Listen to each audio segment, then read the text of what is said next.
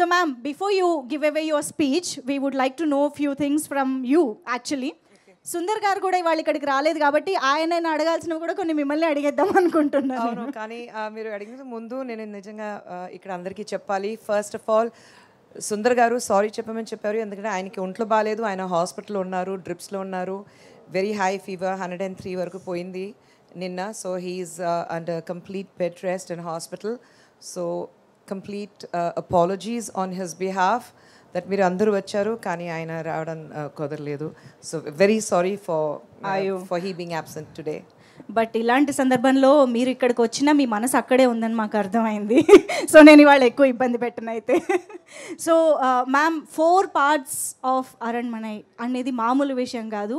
ఒక సీక్వెల్ తీయడానికే చాలా పెద్ద విషయంగా అనిపిస్తూ ఉంటుంది. వాట్ మోటివేట్స్ సుందర్ గారు every time to create one more Aranmanai? I think Rashi and Tamanna used my answer because I have been telling them the only thing that motivates him to make Aranmanai ఆ దయ్యం చూపించడానికి ఇంట్లో ఒక దయ్యం నేను ఉన్నాను. So నన్ను చూసి ఇన్స్పైర్ అవుతారు.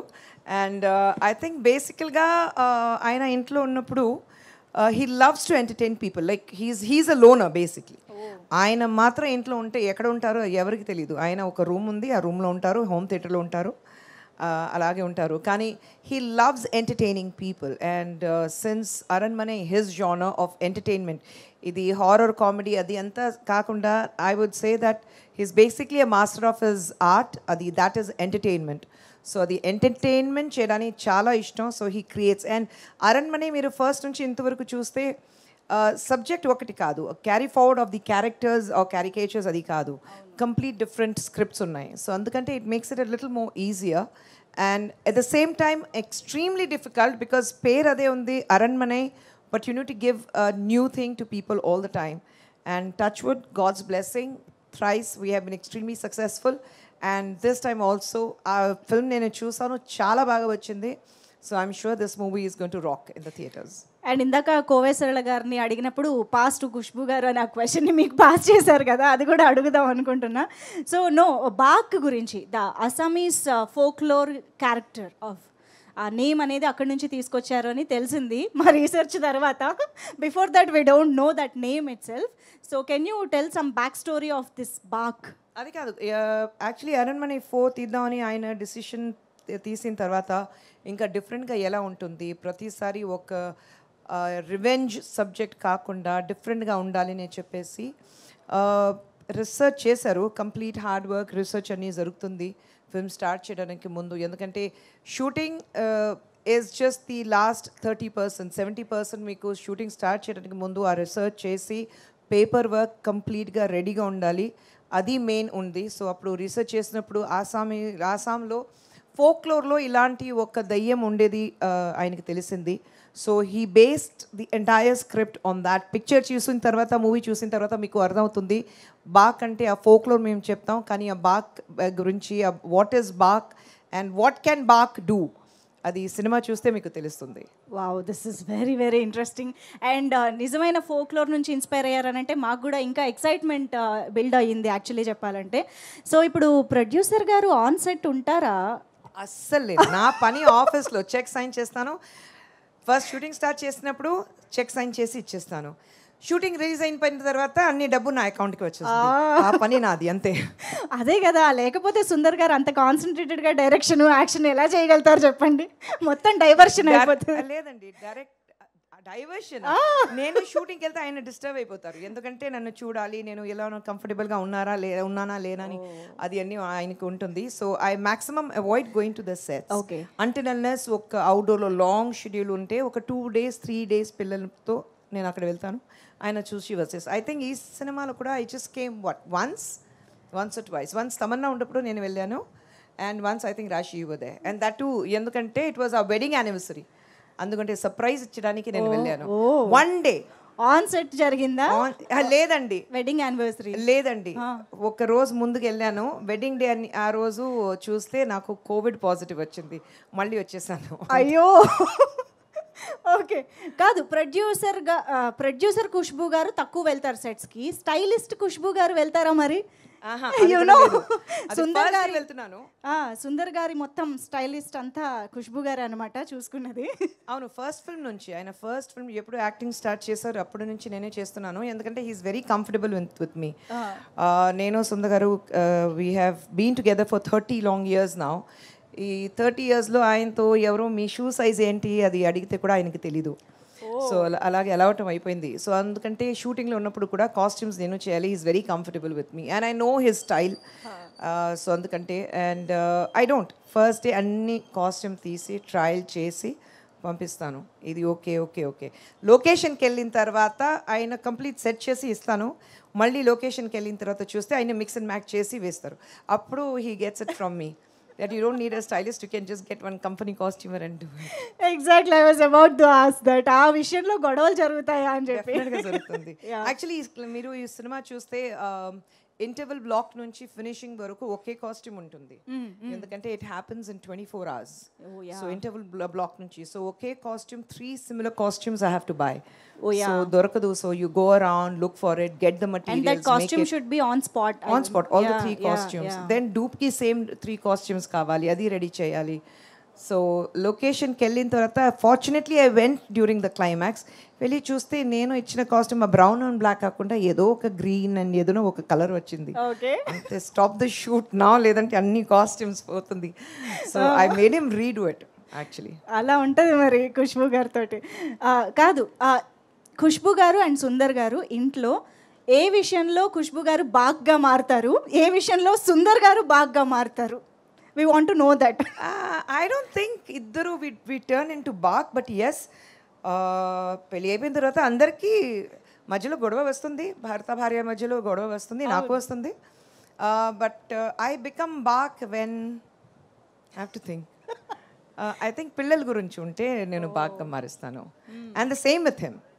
ఆయనకి the only thing he doesn't like, ఎవరైనా ఆయనకు కోపంగా ఉన్నప్పుడు మళ్ళీ you answer him back, then he dislikes it. So I think that's the only time where I have. ఆయనకి కోపం రాదు, వస్తే వాల్కానో లాగా ఎరప్షన్ ఉంటుంది. అప్పుడు నా టేబుల్ ఎక్కడ ఉంది చూసి వెనకాల వెళ్ళి hello I am invisible to you అలాగా ఉంటాను. ఓహో, ఇంత 30 years తర్వాత అండర్స్టాండింగ్ ఆ మాత్రం ఉంటుంది కదా.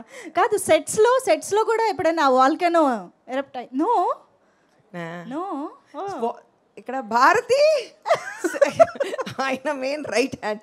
భారతి సార్ సెట్ల కత్వారా ಇಲ್ಲ.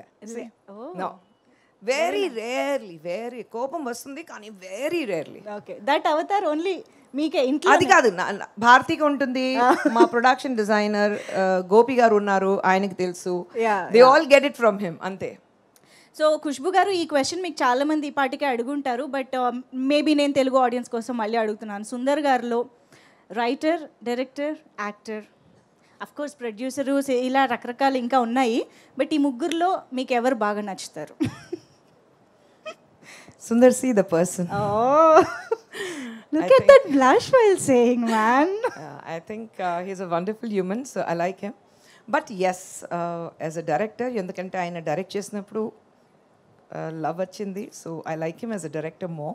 I'm a little more possessive of the director. Okay. Actor is by, it's by choice. Being a director is by default, but actor is by choice.